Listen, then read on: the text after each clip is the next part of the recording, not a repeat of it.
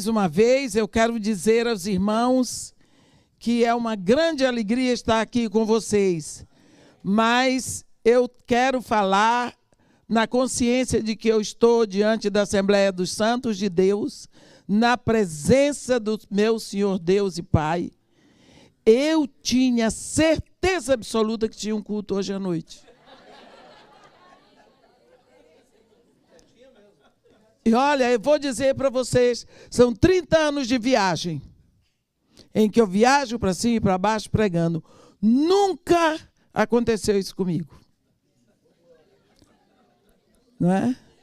Então, vão perdoando os meus cabelos brancos, mas esse é um dos melhores erros que eu já cometi.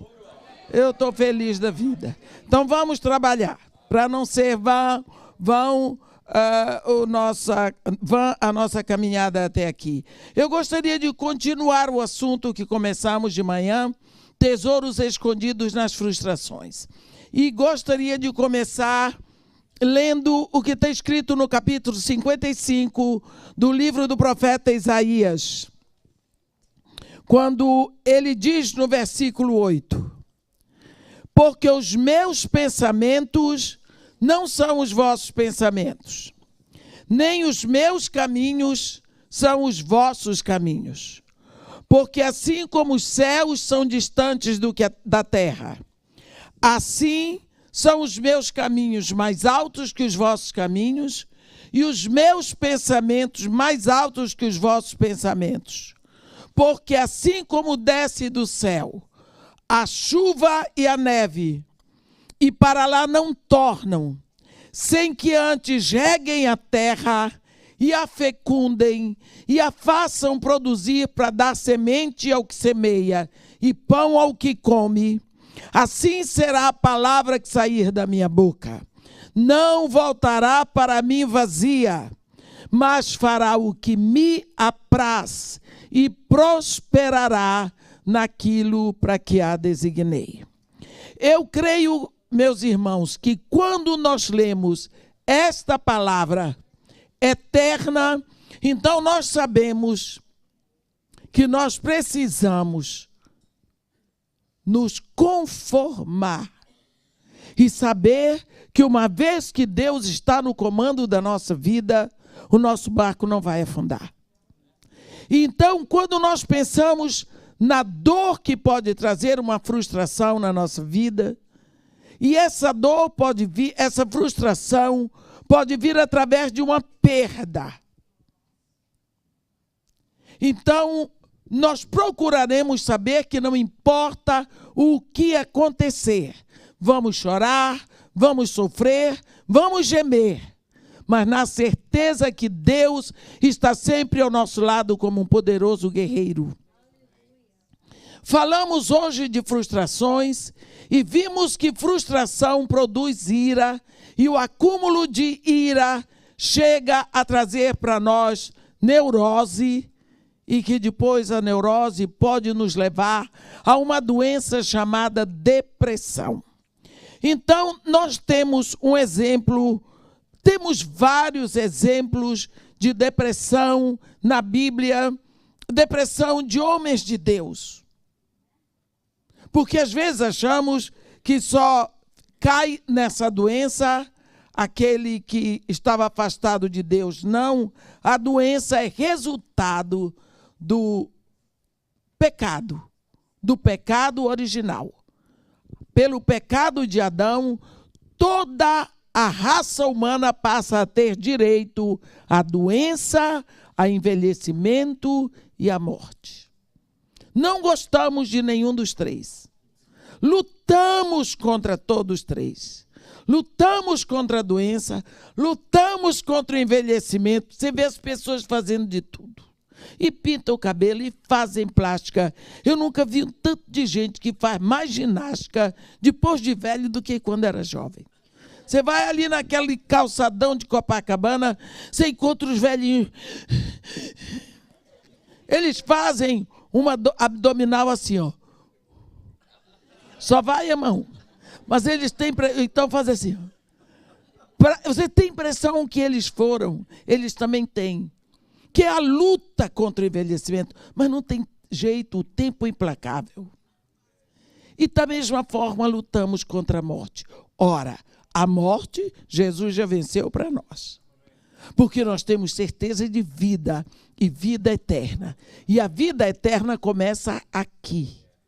Mas envelhecimento está difícil. Queremos permanecer jovens. Ninguém quer morrer jovem. Mas ninguém quer envelhecer. Como é que Deus faz? Chega a ser uma incongruência. Mas isso tudo nós temos direito, pelo fato de termos nascido. Quando Deus fez uma promessa para Abraão, a promessa para Abraão foi: na tua descendência, benditas serão todas as famílias da terra. Então Deus prometeu uma descendência para Abraão. Passaram-se os anos, e Abraão fez tudo o que Deus mandou direitinho. Cadê o descendente? Chegou o momento que Abraão e Sara viram a situação e decidiram adotar um escravo que nasceu na casa deles, um damasceno, Eliezer. E quando eles voltaram do Egito, Deus perguntou para ele: ô Abraão, praticamente, Abraão, como é que você está? Como é que você anda? Mas Deus disse para ele: Abraão, eu sou o teu escudo. O teu galardão será sobremodo grande. Abraão pensou: escudo, galardão. Abraão disse para Deus: Senhor, que mais tu poderás me dar se um filho tu não me deste? Que frustração, que dor. E o herdeiro da minha casa é o damasceno Eliezer, um escravo nascido na minha casa. Deus disse para ele: o quê? Não, Abraão, não será este o teu herdeiro, será um filho nascido de ti. Vem aqui. Por isso que nós sabemos que esse diálogo aconteceu à noite. Vem aqui. Agora olha para os céus e conta as estrelas. E vê se tu podes enumerá-las. Pois, Abraão, assim será a tua descendência. Se alguém puder contar as estrelas do céu, também poderá contar a tua descendência, que será numerosa como a areia que está na praia do mar. Abraão creu. Chegou em casa, falou com a mulher: Sarinha, você não quer saber? O Senhor me disse que o meu herdeiro não é o damasceno Eliezer, será um filho nascido de mim. A mulher pensou, disse: ai, Deus falou, desse mato não sai coelho. Já passei da menopausa, sempre fui estéril, de mim não vai sair nada. Coitado do meu velho. Deus falou mesmo? Falou. Cuidado, meu irmão, abra o olho quando mulher vem com novidade. Sara disse: eu tenho uma escrava jovem. Deita-te com ela para ter o teu filho. Abraão não esperou a segunda vez. Pá! Correu, engravidou a mulher. Acabou a frustração de Abraão. Não teve mais frustração. Nasce o problema. Como Sara achava que não podia ter filho, todo mundo achava que Sara não podia ter filho. Ismael nasceu, Abraão tinha 86 anos, Sara 77. Parece que estava tudo arrumado, mas havia um problema. Não era a vontade de Deus. Era melhor que a frustração acontecesse antes, porque agora a coisa vai piorar. Nasce o filho da escrava, que também é filho de Abraão.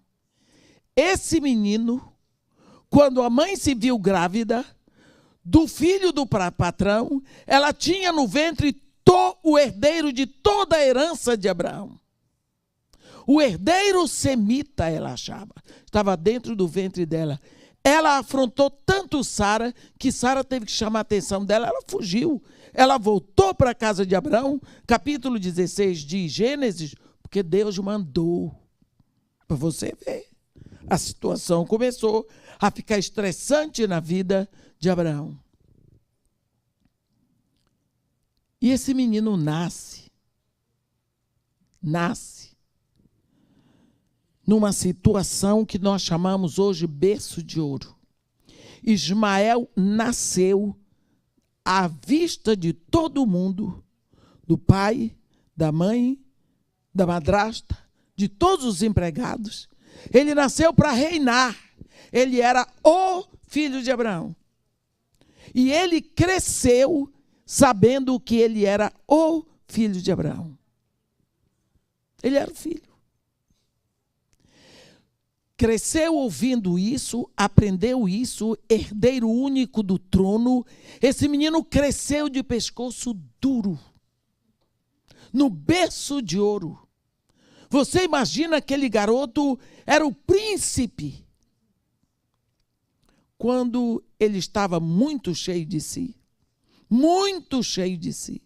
lá pelos seus 14 anos, porque Abraão tinha 86 anos quando nasceu Ismael, Abraão estava com 99, quando Sara engravidou de Isaac.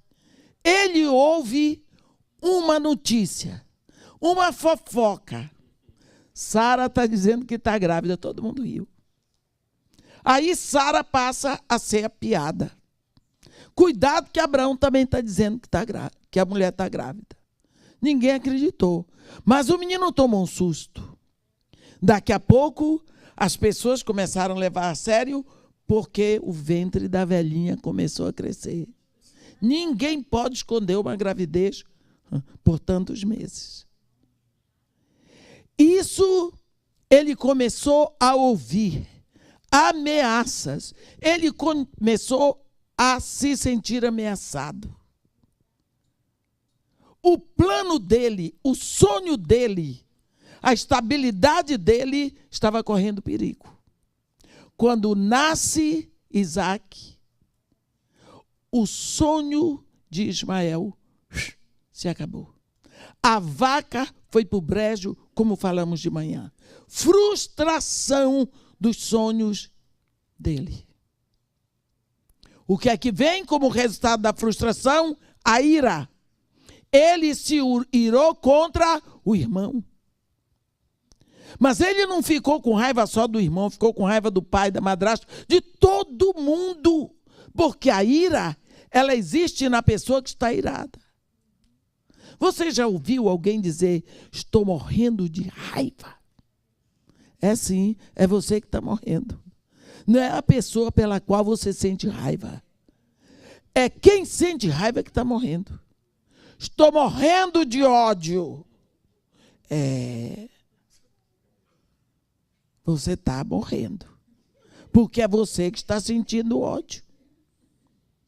Ismael não aceitou essa notícia com satisfação, porque ele estava frustrado. Veio a ira.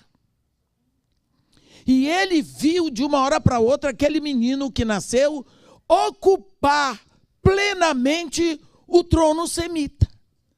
Era o príncipe Isaac que nasceu. E o lugar dele, você não tem noção do que Ismael pode ter ouvido, porque as pessoas dizem coisa para a criança que não dizem na frente dos pais. As pessoas não dizem na frente dos pais da criança, mas maltratam criança, porque eu ainda me lembro do que eu ouvia quando eu era pequena. Porque era uma criança negra no meio de uma família branca. O que eu ouvia, ninguém falava na frente do meu pai, porque quando meu pai chegava, ele era o Dr. Martin. E todo mundo me paparicava. Quando ele saía, eu era a pretinha da Angola. Mas na frente do meu pai ninguém dizia. Então se diz muita coisa para uma criança. Você imagina, Ismael já tinha um lado capenga, porque ele era filho da escrava. Agora ele perdeu também o lugar, o direito que ele tinha do pai. A vida desse menino começou a ficar inflamada. A ira começou a tomar lugar na vida dele. Todos os dias era uma frustração, quando as atenções não eram só para ele. Ele estava acostumado a receber toda a atenção, todos os cumprimentos, toda a atenção do pai. Agora a atenção era, no mínimo, dividida. Então isso era frustrante para ele. Aquilo foi inflamando, ele não aguentava mais, até que Isaac fez 2 anos. Existia entre os povos semitas uma tradição. Quando o menino fazia 2 anos, dava-se um banquete, porque o menino ia ser desmamado. A criança passa de bebê para menino. Existem umas fases na vida da criança que são, assim, bem claras.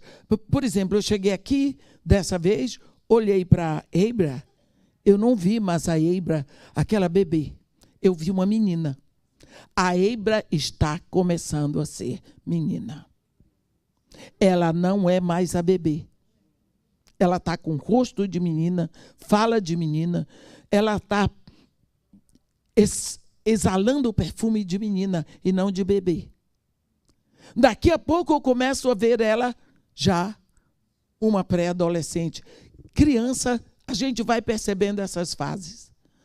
2 anos, então, era o tempo para se festejar o desmame de Ismael, de Isaac.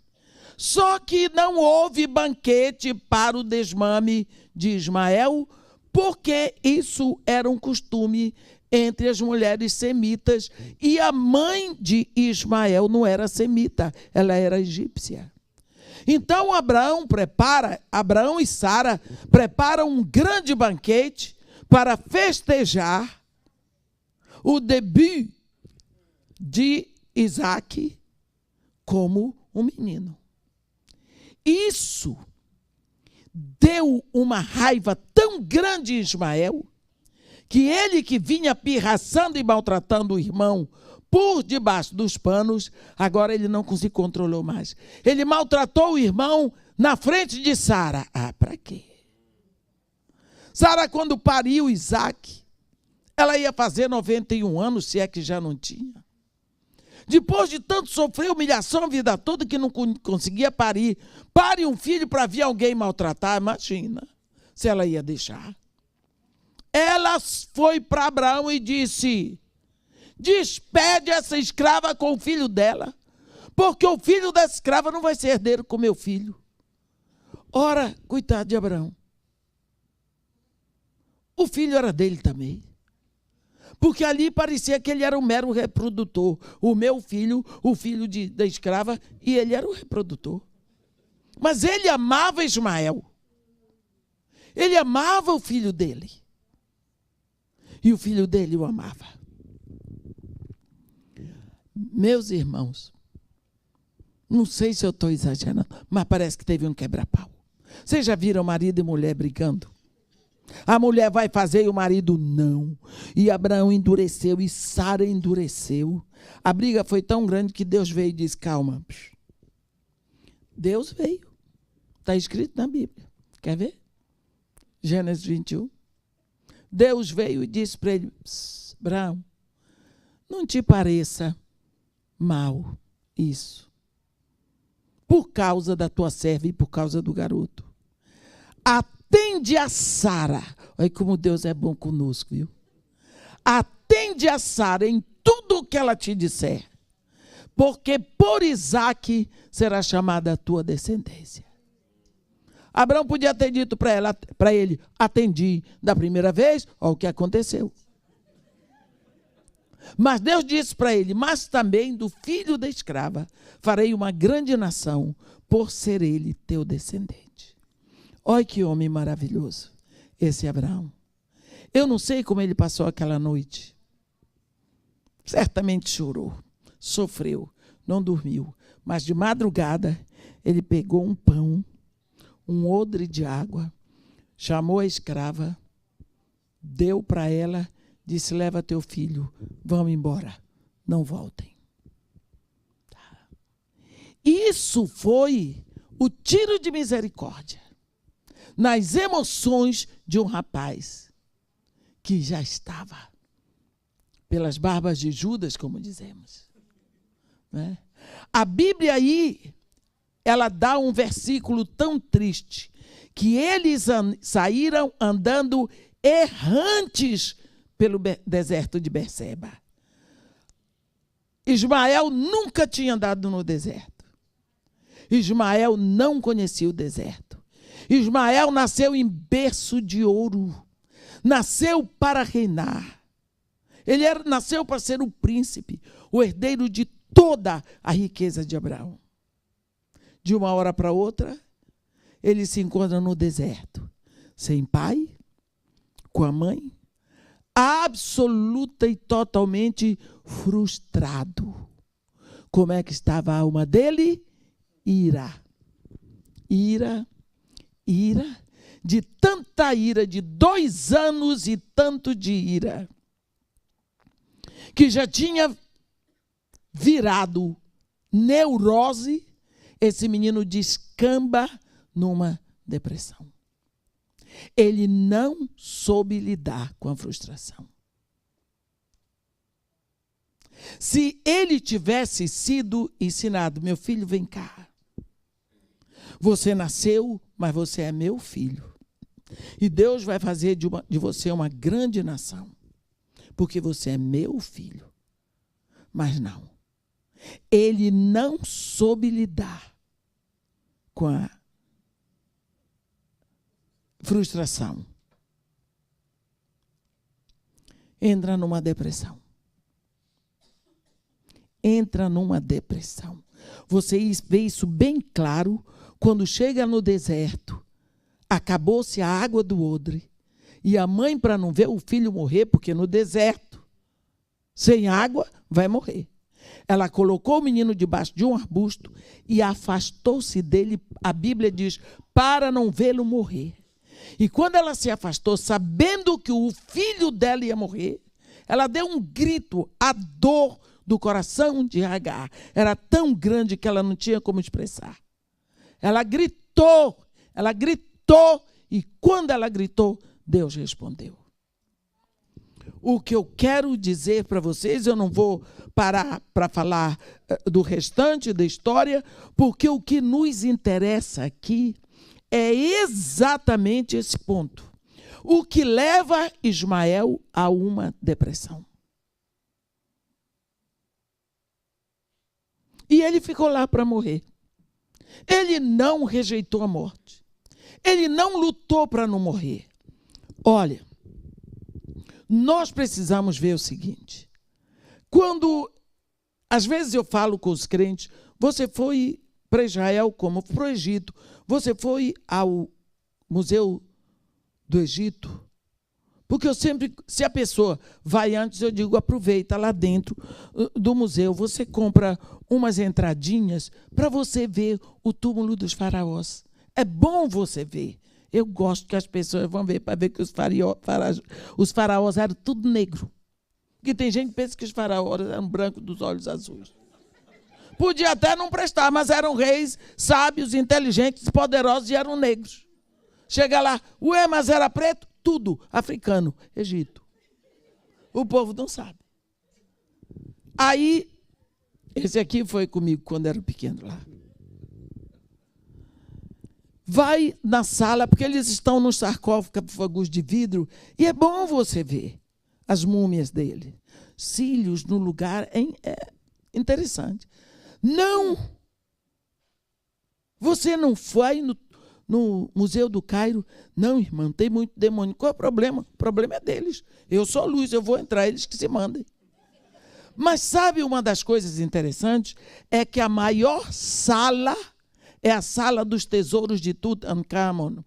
Tutankhamon era um jovem faraó da dinastia Tut. Ele morreu aos 16 anos e era casado. Isso eu acho interessante. Como naquela época, os jovens de 16 anos podiam ser casados. O que significa que um jovem de 16 anos era considerado uma pessoa amadurecida. Como que Ismael tinha 16 anos e foi se arrastando pelo deserto de Beceba. E a mãe o colocou debaixo de um arbusto e ele ficou. Ele não se levantou. Ele ficou. Quer dizer, ele aceitou ficar parado até morrer. Você vê aqui um quadro total de depressão. A depressão é doença. Ela vem como resultado de acúmulo. A depressão foi estudada por Hipócrates no 4º século antes de Cristo. Ela começa com uma leve anedonia, é ausência de prazer. A pessoa perde o interesse por tudo. E ela vai progredindo até os mais elevados graus de desistência. Mas o último desejo de uma pessoa na depressão é a morte. Porque a depressão, sendo o resultado de um acúmulo de muita ira que vem das frustrações, ela traz uma doença, uma dor interior que você não encontra remédio para ela.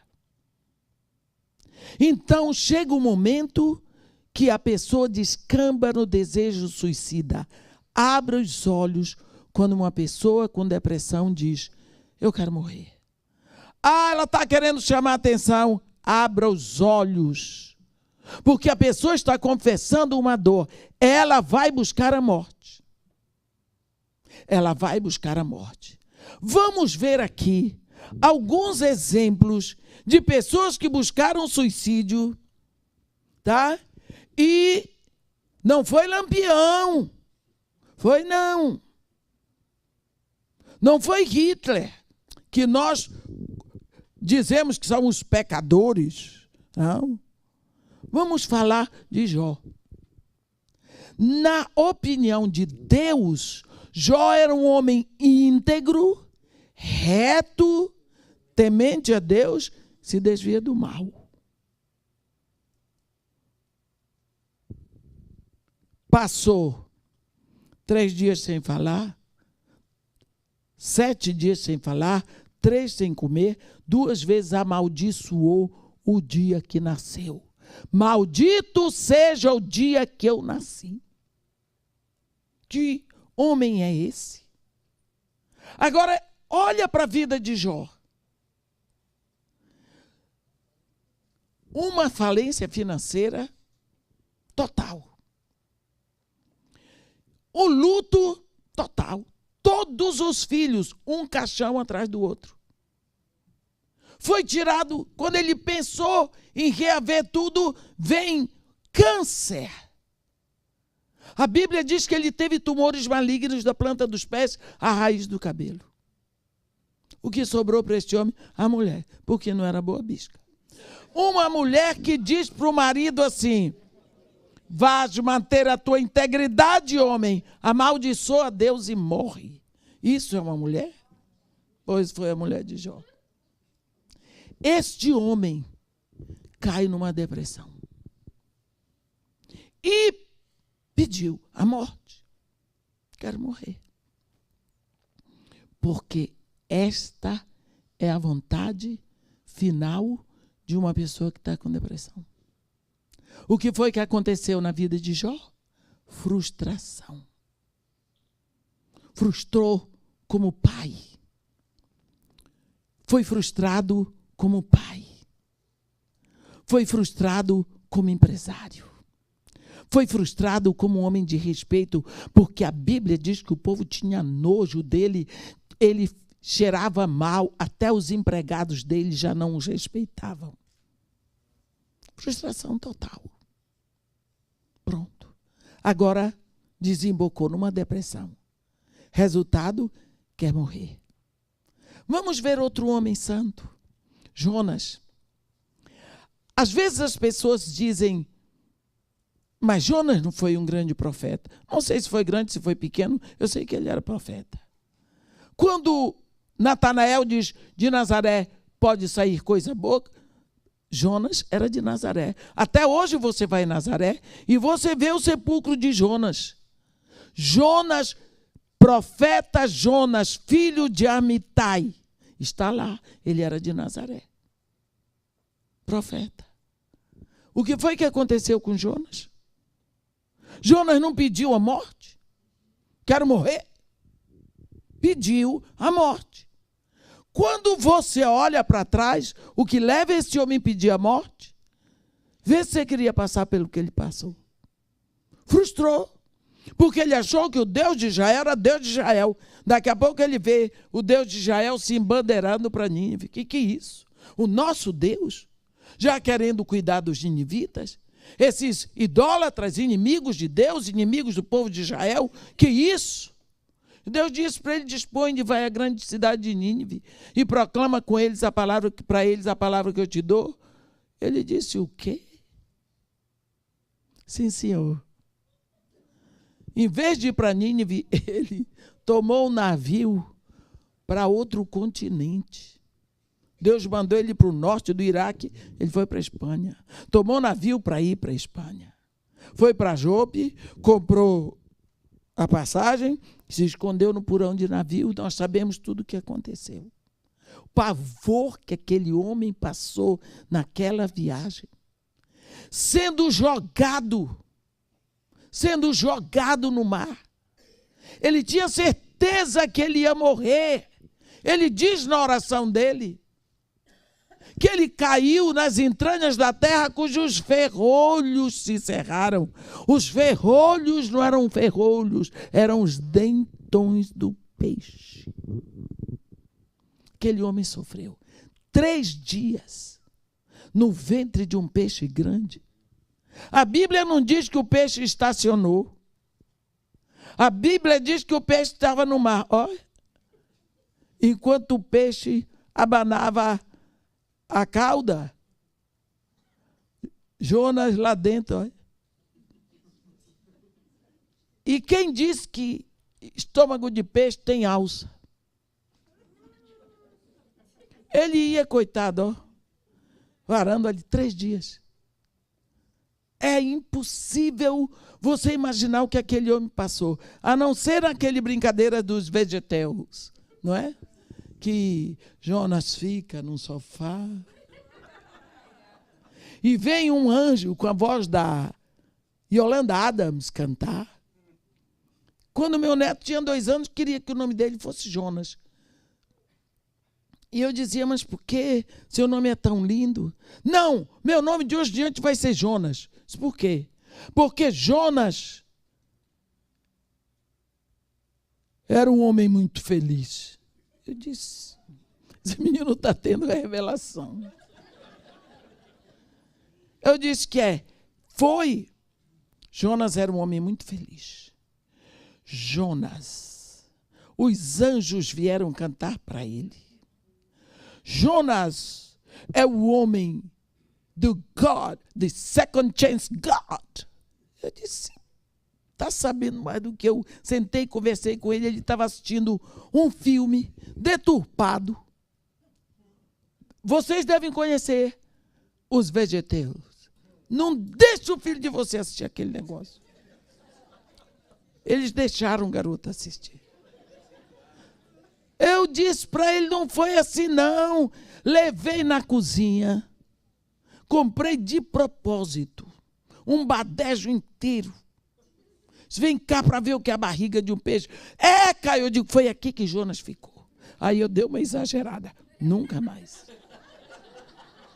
Então você vê o que é a barriga de um peixe e vê se você gostaria de ficar ali 1 hora. Jonas ficou 3 dias. No 3º dia, Deus disse para o peixe, vomita a isca. E ele vomitou. Como é que Jonas saiu de lá? Cheiroso, né? Limpinho, vomitado na areia.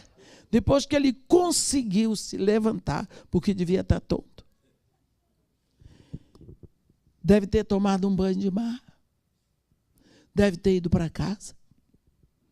Que voltou à vida ao normal. Que está lá dentro de casa, certamente tomando seu chazinho. Deus diz de novo para ele: dispõe-te e vai à grande cidade de Nínive. Proclama contra ela a palavra que eu te dou. Parece que Deus estava dizendo para ele: parece que você não ouviu direito da outra vez. Estou falando de novo. Coitado de Jonas. Depois de tudo que passou, ele pensou: se eu não for, vai acontecer coisa pior. Pensou em todo o sofrimento dele. Você já pensou a ira desse homem? Porque ele dizia: tudo por causa dos ninivitas. Foi, mas ele foi brabo. Você vê a ira de Jó, a ira de Jonas. Ira dele. Ele cruza, a Bíblia diz que ele atravessou a cidade de Nínive um dia. Brabo, aquela figura que ele devia ser esquisito. Ainda 40 dias e Nínive será destruída. Um sermão de 7 palavras. Eu nunca vi uma coisa dessa. Repetindo aquilo brabo. Brabo, porque ele queria que os ninivitas se danassem todos. Ele tinha ira. Ira. Pois não é que o Espírito Santo foi pregando aquela palavra, botando no coração de todo mundo, até o rei se converteu. O rei ordenou. Ordem, todo mundo tem que se converter, o rei, desde Jonas. Até os animais fizeram jejum, viu, Rose? Até os animais. Cadê a Rose? Até os animais fizeram jejum. E nós não conseguimos. Depois ele parou lá em cima: eu quero ver agora o que vai acontecer. E ele viu o que ele não queria. Como está escrito em Jó: o que eu temia me sobreveio, o que eu receava me aconteceu. Ele viu a conversão. E Deus diz: você está vendo, Jonas? Isso tudo? O homem está bravo.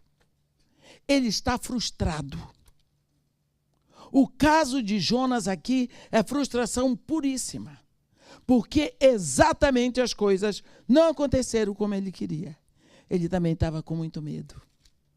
Porque ele disse que em 40 dias Nínive seria destruída. E Nínive não ia ser destruída. O que acontece é que naquela época, falso profeta era apedrejado. E ele ia ser apedrejado. Deus disse a Jonas: é razoável esta tua ira? Primeira vez no capítulo 4, versículo 4. Jonas saiu, não respondeu para Deus. Saiu da cidade, se assentou lá fora da cidade, ficou vendo.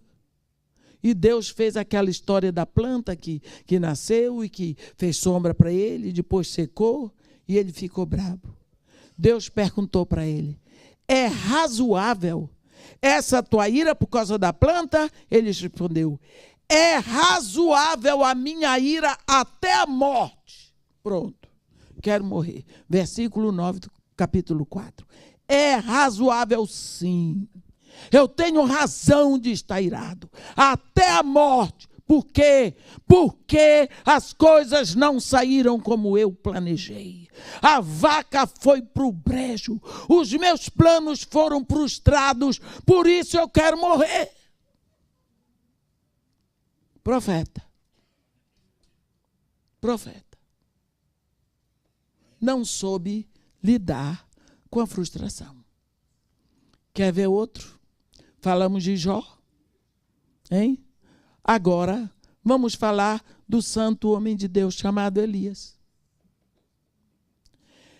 Elias com aquele ministério glorioso, um ministério preparado.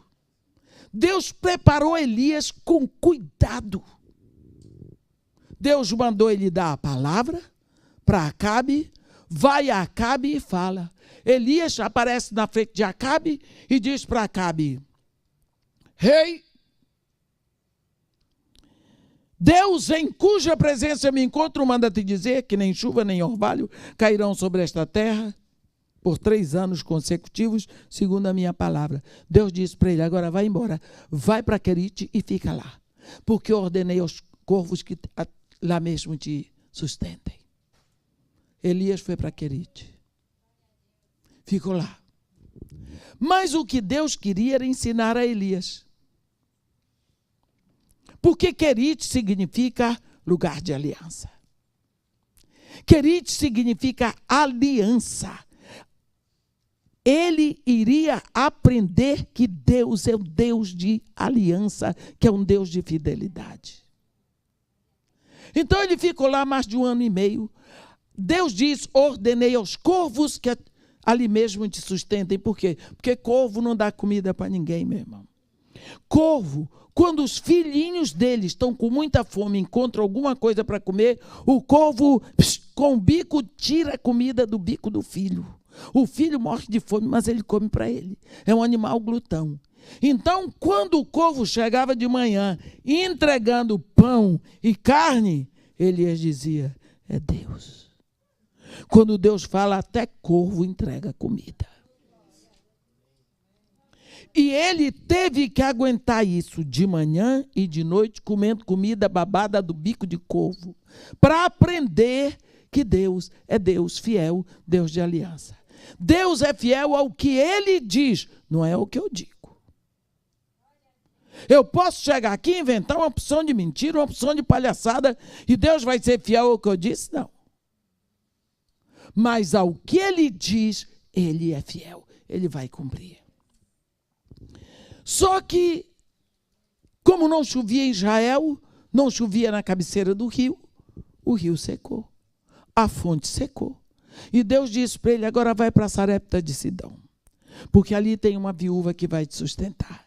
Ele sai dos termos de Israel e vai para uma terra que está no governo de Etbaal, rei do Tiro, sacerdote de Astarote, um terreno de Baal. E lá, então, ele vai ser sustentado por uma viúva. Sarepta é o nome que se dá àquela panela de metal, onde se derrete o metal, questão do ouro, para purificar o ouro, para tirar a impureza dele. Então, Sarepta é lugar de purificação. Ele ficou mais de 1 ano ali para aprender sobre purificação.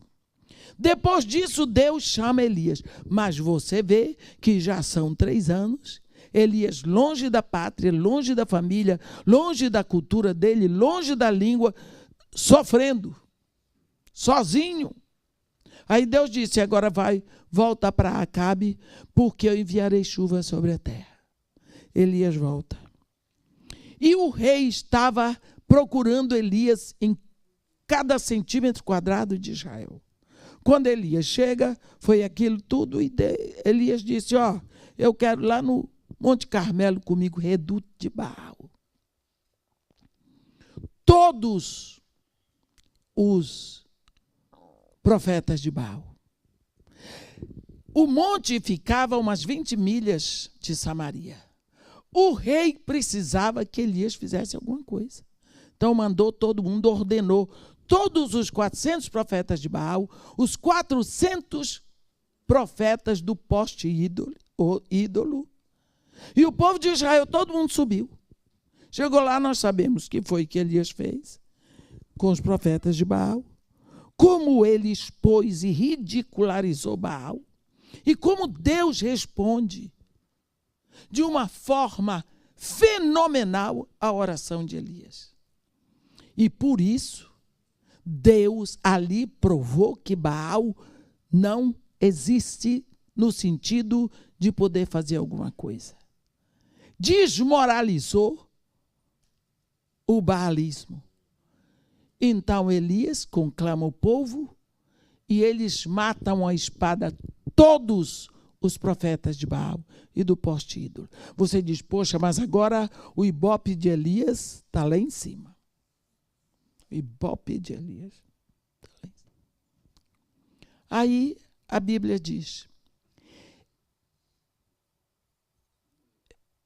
quando Jezabel soube o que Elias tinha feito aos profetas de Baal, ela manda um mensageiro dizer para Elias, faça-me os deuses o que bem lhes aprouver, se amanhã, a essas horas, não tiver eu feito a tua vida, como fizeste a vida dos profetas de Baal que mataste. O que você responderia no lugar de Elias? Pode vir quente que eu estou fervendo. Porque se seu Deus não responde que preste, e o meu responde, vem você agora aqui. Pode vir. Eu vou fazer com você o que eu já fiz com os 800 seus. Eu acho que eu ia fazer isso. Mas você vai ver uma coisa. Você vai ver o que é uma depressão. Aqui, em 1 Reis 18, a Bíblia diz,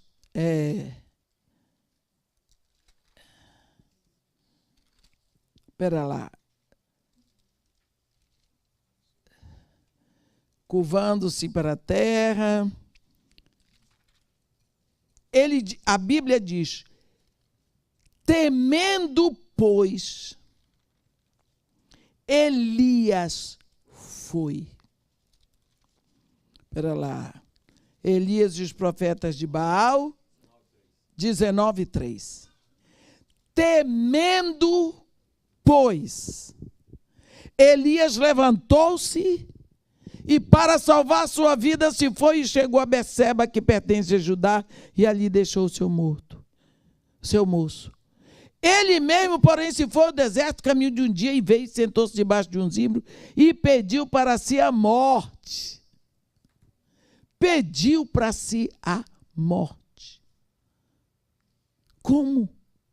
Depois disso tudo, o homem quer morrer. Ora, primeira coisa, se ele queria morrer, ficava lá que Jezabel fazia o serviço. Mas ele estava correndo de Jezabel dizendo, quero morrer, quero morrer, quero morrer. Uma vez, eu me lembro, eu estava no interior da Bahia, eu morava lá em Mataripe, e tinha um senhor, de manhã, dia de sábado, eu ia para a feira, que eu ia fazer a feira. Aí tinha um senhor brigando, e ele dizia assim, me segura, senão eu bato nele. Me segura. E o outro chamando para a briga, e ele correndo a briga, dizendo, me segura. Ninguém segurava. Mas ele não tinha coragem de avançar. Ele não tinha coragem de avançar. Olha Elias aqui, correndo de Jezabel, para não ser morto. E dizendo para Deus, quero morrer. Deus diz, fica aí, rapaz. Então você veja a confusão mental que estava na alma desse homem.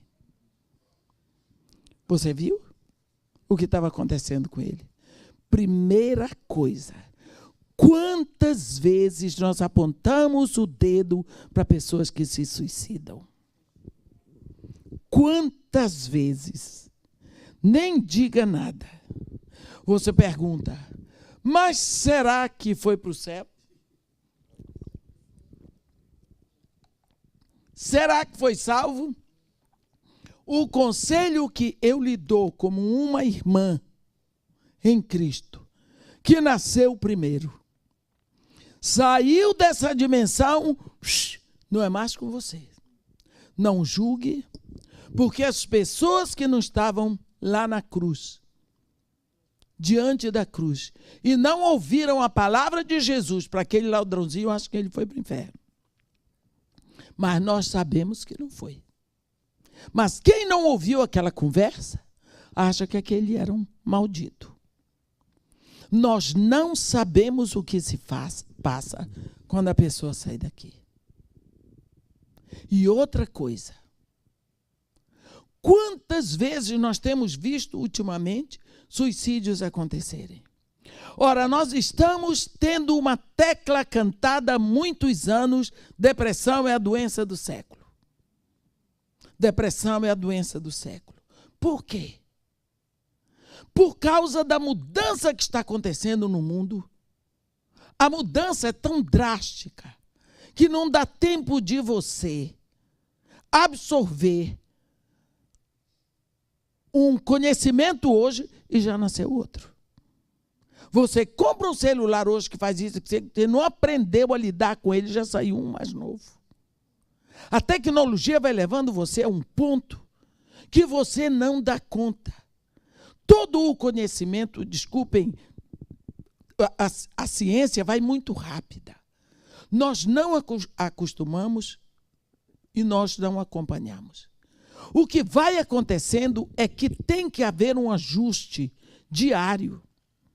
E todas as vezes que nós temos que nos ajustar, isso causa o que nós chamamos adaptação. E toda adaptação gera estresse. E o estresse vem por causa do atrito. Quando nós estudávamos, aprendíamos o que é atrito. Atrito é a resistência que um corpo oferece quando sobre ele se movimenta um outro corpo. Então, nós estamos sempre em atrito com alguém, ou com alguma coisa, ou com alguma situação. E todo esse atrito para nos ajustarmos, para nos adaptarmos, gera dor. E essa dor, se está na alma, que nós chamamos ira, ela vai produzir neurose. E pode lhe levar a uma depressão. Se passar aqui um vírus, isso é um exemplo da gripe, ele vai atacar todos nós. Mas talvez só 1 ou 2 fiquem gripados. Por quê? Por causa da resistência de um que é diferente da resistência do outro. Então, aquela mesma dor que leva uma pessoa a desejar a morte, não leva a outra.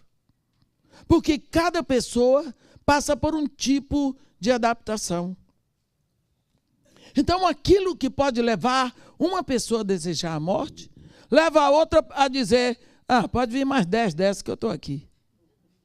Então, quantas vezes nós temos visto pessoas cometerem suicídio? Só que esse suicídio pode não ser de vez. Ele pode ser gradual. Tem pessoas que estão se suicidando diante de nós. Pessoas estão bebendo, eles estão morrendo a cada dia. Pessoas estão usando drogas, eles estão morrendo a cada dia. Às vezes a droga não é ilícita. Às vezes é um remédio que se compra na farmácia, um xarope. A pessoa está se embebedando, está se drogando com xarope, está se drogando com, com ibuprofeno. Mas ela está morrendo. Às vezes ela está se drogando com comida. Ela está comendo para morrer. Existe uma fome que não é no corpo. Existe uma fome que é na alma, um desejo, uma necessidade, uma busca, e ela põe comida para dentro e ela vai arrebentando com os órgãos dela. E aí, o que é que você faz diante de você? O que isso é um suicídio paulatino. Mas existem pessoas que buscam, no momento para outro, arrebentar com a vida, acabar com ela de uma hora para outra. Resultado de depressão. O último desejo de uma pessoa na depressão é a morte. Você vê Elias, o santo Elias, pede a morte. Ele diz: basta, Senhor. Eu quero morrer. E ele queria mesmo. E ele sobe o monte. E ele vai pedir a Deus a morte. E nós vemos que a coisa foi tão séria, porque quando ele chega lá em cima, nós vemos Deus dizer para ele, olha, quando ele faz a queixa dele, dizendo que eles, só fiquei eu. Você vê que ele está vendo tudo truncado por causa da ira que ele teve contra Jezabel. A ira, o acúmulo de dor desse homem. Porque a primeira vez que ele aparece no capítulo 17, parece assim, Elias, o tesbita. Nós, a única coisa que sabemos de Elias é que ele era de Tesbe. Mas ele entra em cena por causa do que estava acontecendo, o que Acabe e Jezabel estavam fazendo. Então ele entra com ira. Nós vemos que Deus diz para ele, ei, você quer morrer? Tudo bem, mas vai ser no meu tempo. Você vai o seu caminho e você vai ungir a Jeú, filho de Ninsi, rei sobre Israel. Hazael, você vai ungir rei em Damasco. E a Eliseu, filho de Safate, de Abel Meolá, você vai ungir profeta no seu lugar. Ele saiu de lá direto. Em vez dele ir para Israel, ungir Jeú, ou ir para Damasco, ungir Hazael, ele foi direto para Abel Meolá, para ungir logo alguém para ficar no lugar dele, para atravessar o Jordão. O homem queria morrer e Deus levou. Mas me diga uma coisa, por que queria morrer? Por que pediu a morte? Ele não tirou a vida dele, mas o desejo de morrer estava lá. Jó não tirou a sua vida, mas o desejo de morrer estava lá. Jonas não cometeu suicídio, mas o desejo de morrer estava lá. Por que o desejo de morrer? Quando esse desejo cresce, a pessoa vai buscar um meio de satisfazer esse desejo, como alguém que está com sede e vai atrás de um copo d'água. Ele vai buscar, porque para ele a morte é só um remédio para a dor que ele está sentindo. Porque a depressão, ela pode ser uma depressão orgânica ou uma depressão psíquica. Quando há o cúmulo de dor, o acúmulo de tristeza, o acúmulo, a frustração, gerou tanto vazio na pessoa. É uma depressão psíquica. Mas quando é no corpo, quando a necessidade é no corpo, é uma depressão orgânica. Nós temos visto que é mais e mais necessário, cada vez mais, na igreja, nós ensinarmos as pessoas sobre como lidar com depressão.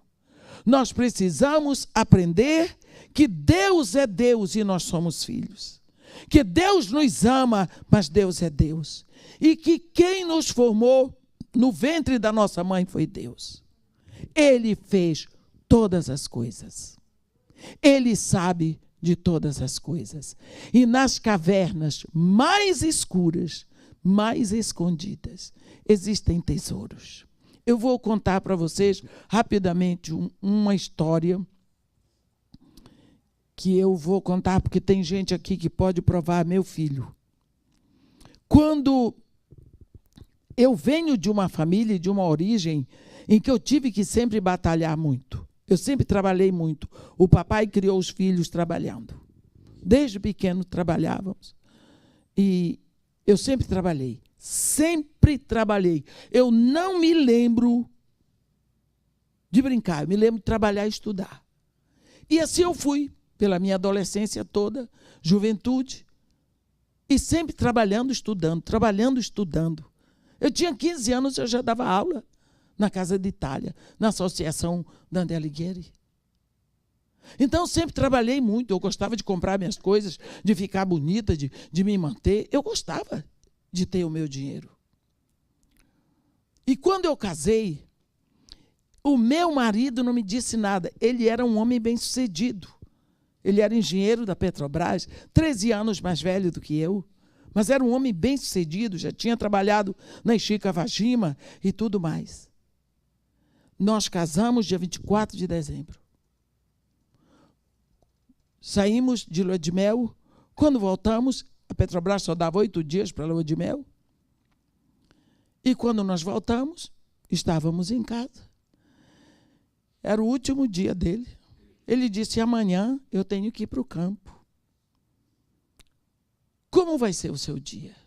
Eu disse para ele, amanhã eu vou lá na Casa da Itália para ver como está o meu horário e na faculdade de filosofia para ver como está o meu horário. Ele disse, horário de quê?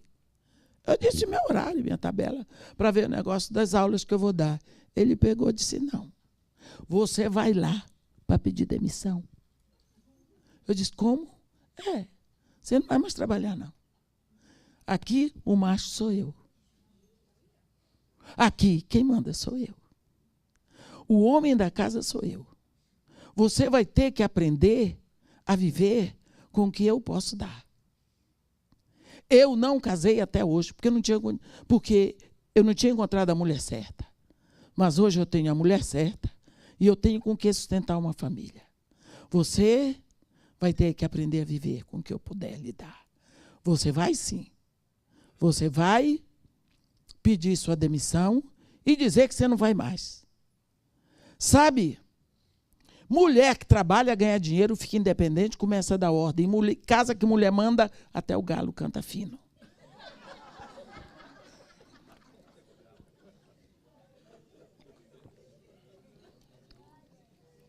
Eu, 19 anos, nunca tinha imaginado na vida de ficar sem trabalhar.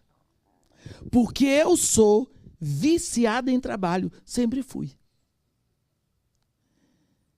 Eu tomei um choque, eu pensei que eu ia morrer.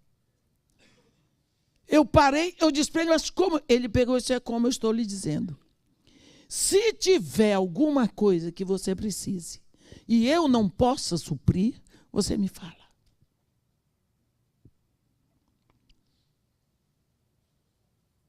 Mas como ele pegou e disse, você gosta de ler, terá todos os livros. Se você quiser estudar outra faculdade, eu pago outra faculdade. Se você quiser estudar outra língua, eu pago outra língua. Se você quiser outro instrumento, eu compro outro instrumento. Eu estou para suprir as necessidades. Mas trabalhar lá na rua, você não vai. Bem, graças a Deus, engoli a frustração, chorei baixinho, eu não podia dizer nada para ninguém, não tinha quem falar. Fui lá e disse, não vou mais. E depois tive uma boa desculpa, voltei da lua de mel grávida. Então tinha uma boa desculpa para... Tudo bem. Passou-se o tempo, eu podia estudar, eu tive a primeira filha, e como eu tinha dito para ele, quantos filhos nós vamos ter? Ele pegou e disse, nós vamos ter filho até você ter uma menina. O dia que você tiver uma menina, não precisa mais ter filho. Primeiro veio menina, ele disse, não precisa mais. Mas eu queria um menino. É por isso que ele sempre disse que eu tive minha preferência. A benção lá. Mas eu estava feliz de não ter outro filho. Eu era muito vaidosa. Mas quando a menina estava com 5 anos, 4 anos ele começou a reclamar que podia ter um menino, que podia ter um menino, que faltava um menino, e ele começou a insuflar a menina para a menina pedir um irmão. E a menina queria. E eram os dois. Nasceu o segundo.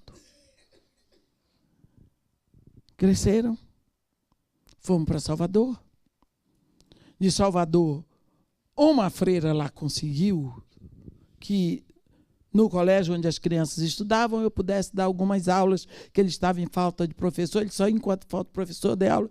Daqui a pouco nós mudamos para o Espírito Santo, do Espírito Santo fomos para o Iraque, faltou professor no Iraque, eu tive que substituir professor lá no Iraque. Tudo bem, voltamos de lá. Os meninos estudando, eu dando conta das coisas, mas eu podia estudar o que eu quisesse. Ele nunca me impediu de estudar. Não posso me queixar de que ele deixou faltar alguma coisa em casa. Nunca vi ninguém chegar na porta para cobrar algum débito dele. De 2 em 2 anos ele trocava o meu carro, sempre 0 quilômetro. No final do ano eu tinha todas as minhas roupas e joias para os coquetéis. Em junho viajávamos dentro do Brasil, no fim do ano viajávamos para fora do Brasil. Ele sempre supriu com dignidade. Eu digo isso na frente do filho dele, porque pode provar. Mamãe não está mentindo no púlpito. Quando ele morreu, no ano seguinte, morreu minha filha. A minha filha era advogada, ficou como a inventariante. Porque quando meu marido morreu, os 2 estavam no Brasil, mas eu estava em Singapura. Bem, abri o inventário e tudo mais. Só que agora eu volto. Cadê? O marido morreu. O menino está entrando na universidade, a menina saiu da universidade. E eu, 43 anos. Aí eu comecei a ficar com raiva do marido, que já tinha morrido. Está vendo? O que é? Passei minha vida estudando. Passei minha vida queimando pestana. Não ia à festa, não ia à praia, não fazia nada para estudar, para poder ser uma grande profissional. Agora, obedecia marido. Marido morreu, eu estou aqui. Cadê? O que é que eu vou fazer? Vou ficar dentro de casa? Meus filhos têm a própria vida deles. E eu não construí uma carreira. Estou com 43 anos, no Brasil, uma pessoa de 43 anos está velha para o mercado de trabalho. O que é que eu vou fazer da minha vida? Acabou a minha vida. Vou casar com uma pensão e daí? Vou virar uma velha gorda. E comecei a amaldiçoar a memória do marido. Porque a minha filha tinha morrido. A dor era muito intensa para aguentar. Quando foi um dia, eu resolvi. Eu disse, Senhor, eu não posso estar pregando a tua palavra. E com essa dor. Eu tive um sonho que eu estava sentada na beira de uma praia e não tinha ninguém, mas era um rio transparente. Havia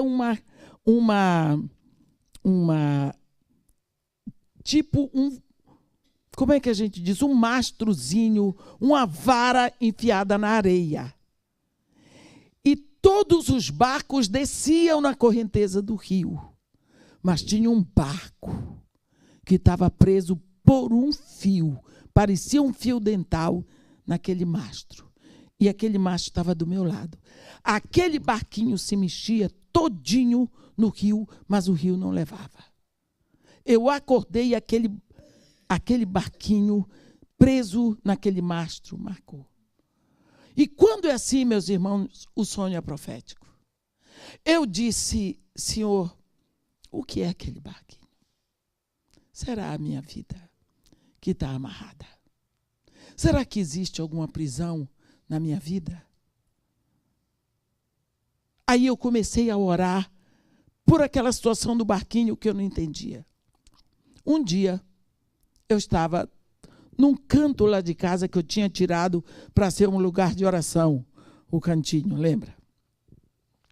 Era o lugar onde eu orava, onde eu fazia meus clamores, onde eu estudava a palavra. Até hoje está lá o meu cantinho, na sala. Aí eu disse, Senhor, o que vai ser de mim? Eu quero perdoar esse homem que já morreu. Porque isso não faz mal a ele, faz mal a mim. Mas eu quero perdoá-lo. Mas eu tive pela única vez na minha vida uma revelação que eu não sei se o nome é revelação. Confesso a vocês que eu não sei o que foi, mas veio assim. Tu és workaholic. Tu não sabes ficar sem trabalhar. Tudo o que fazes, queres fazer 100%. gostas de trabalhar. E eu gosto disso. Se o teu marido te deixasse trabalhar, tu terias trabalhado tanto que não terias visto a tua filha crescer. Hoje, ela não está mais aqui.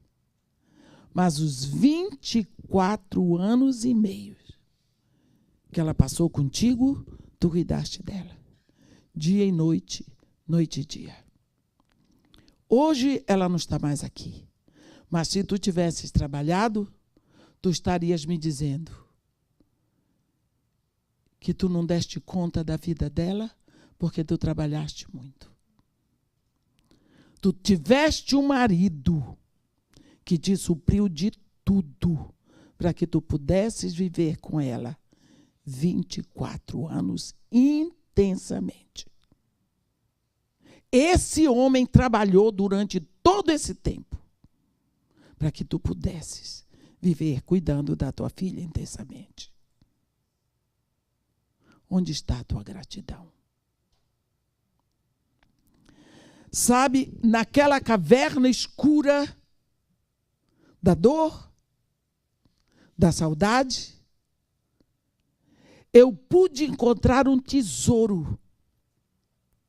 Durante todo o tempo que eu reclamava daquele homem, Deus estava operando na minha vida uma bênção muito grande através dele, que eu não podia ver.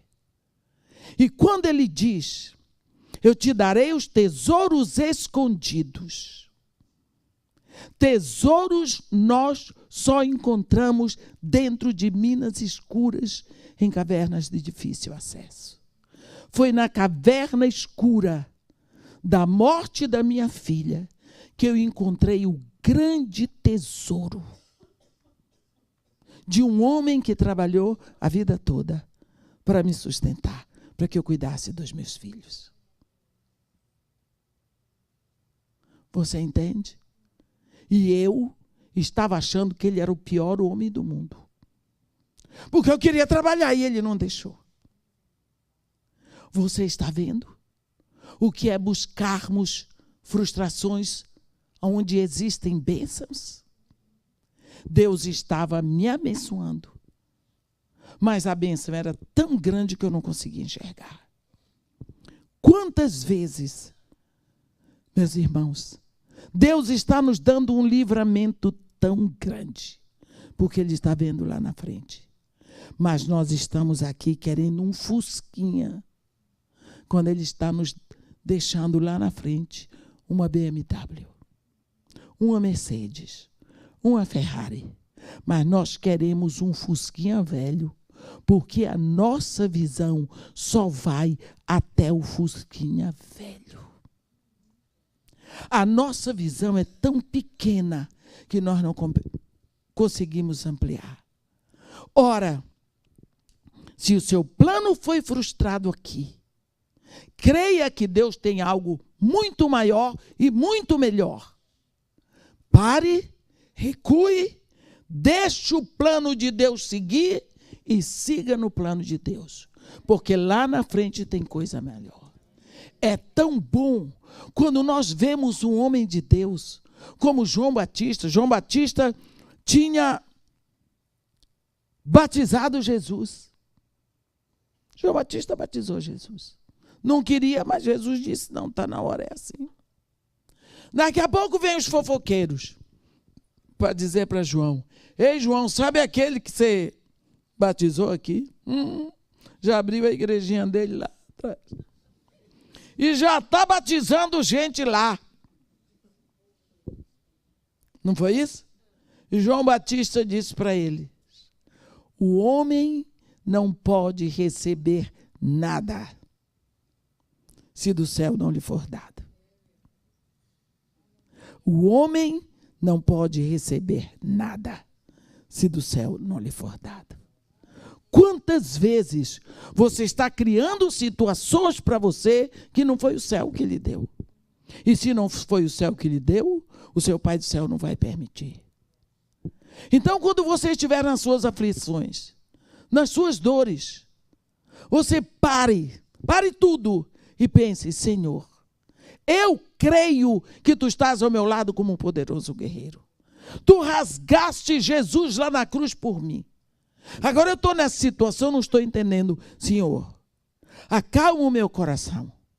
Coloca o colírio nos meus olhos para que eu possa te ver. Mas eu não quero ficar irado porque as coisas não saíram como deu para mim. Eu não gostei, eu sofri prejuízo. Respire, chore e creia que Deus está interessado em você. Deus está dizendo que Ele tem pensamentos para você. E os pensamentos dele são pensamentos de bem. Eu é que sei os pensamentos que tenho a respeito de vós. E que são pensamentos de bem. Deus tem os pensamentos a respeito de você e Ele quer cumprir esses pensamentos.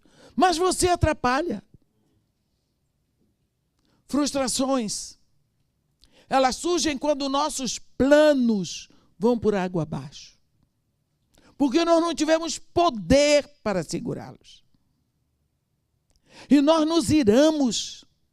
E nós nos aborrecemos. E não tem problema você ficar irado, porque a Bíblia diz: irai-vos, mas não pequeis. Não se põe o sol sobre a vossa ira. Quer dizer, você não precisa ficar de um dia para o outro irado. Chegue à conclusão. Afinal de contas, Senhor, o que é que o Senhor quer? O que é que o Senhor quer? Esse semestre agora eu pensei que eu ia morrer. Porque eu fazia plano todo mês. E todo mês já era. Até que no final deu tudo certo. Deu para eu viajar. Chegando até aqui. Mas talvez eu nunca tive um semestre um ano tão difícil quanto esse, de 2018. Mas já passou. Eu estou aqui, estou feliz. E Deus praticamente está me dizendo: está vendo, ó nega, que juntos demos conta? E Deus continua dando conta de tudo. Portanto, o que eu desejo para você, meu irmão, é que você não comece a chocar ovo de áspide. Porque se você choca ovo de áspide, vai nascer serpente. A frustração que não é trabalhada leva você a uma depressão que busca o suicídio. Você vê?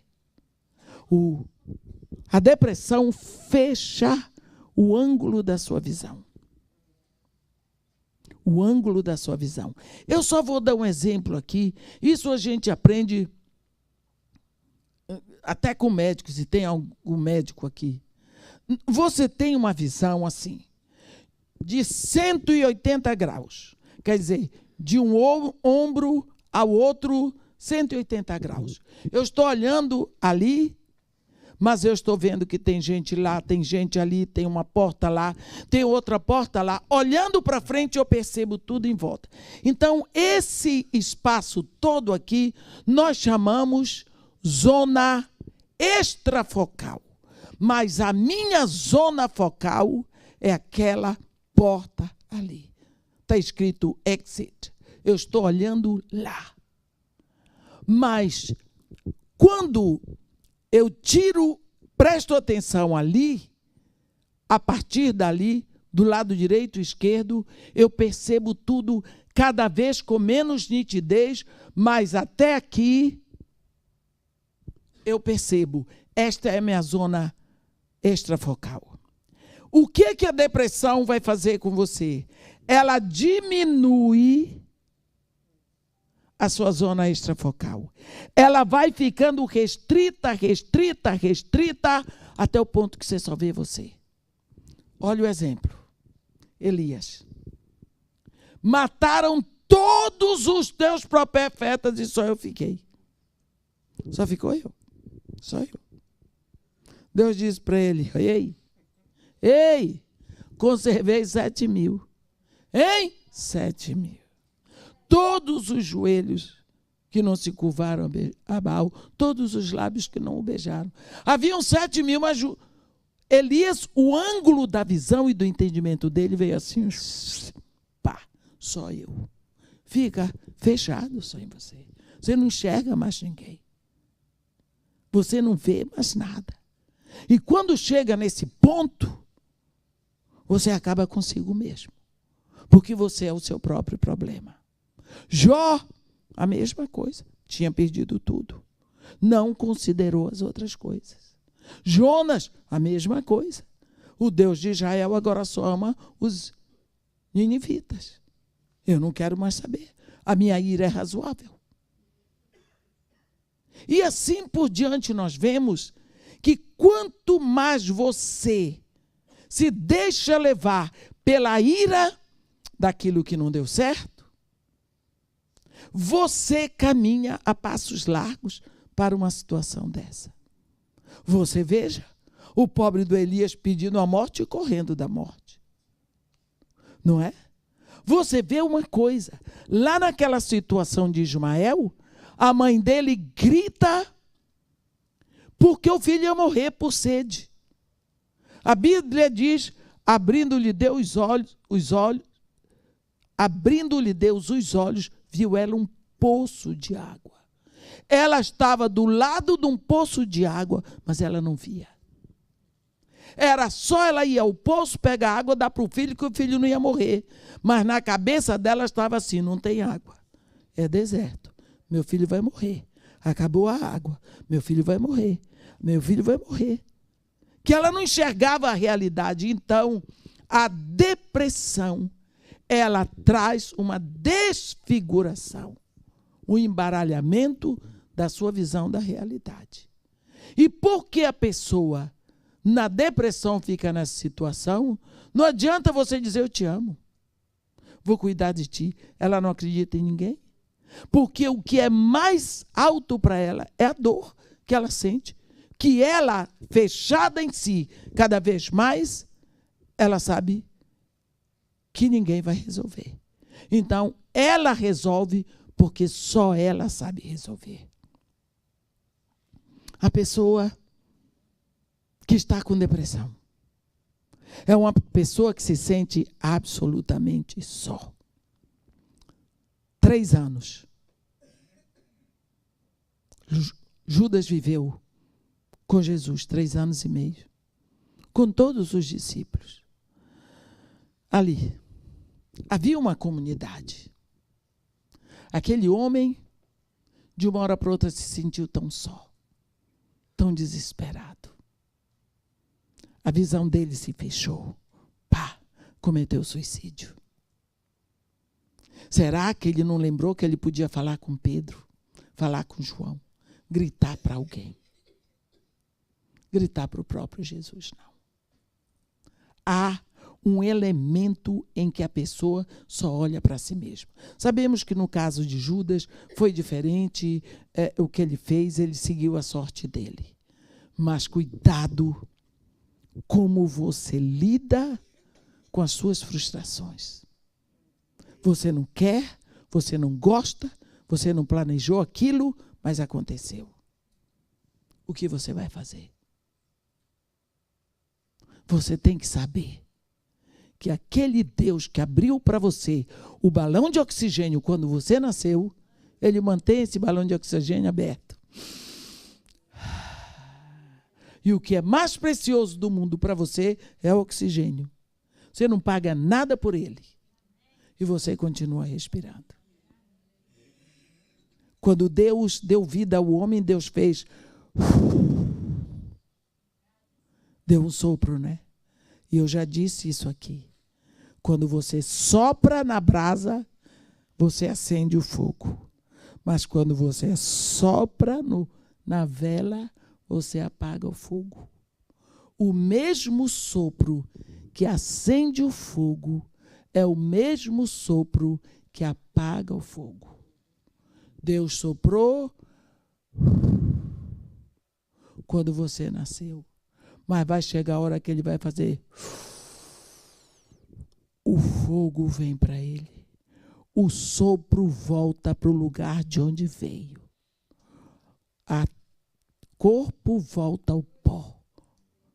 e o espírito volta a Deus que o deu. Portanto, antes que Deus faça, não tente. Portanto, é melhor evitar que você seja preso desta doença.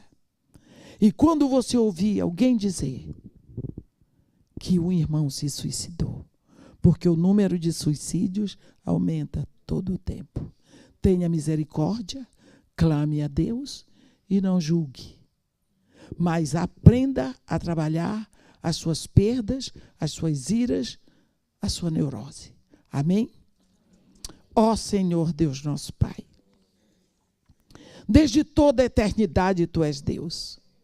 Tu criaste os céus e a terra, e todos os universos visíveis e todos os universos invisíveis.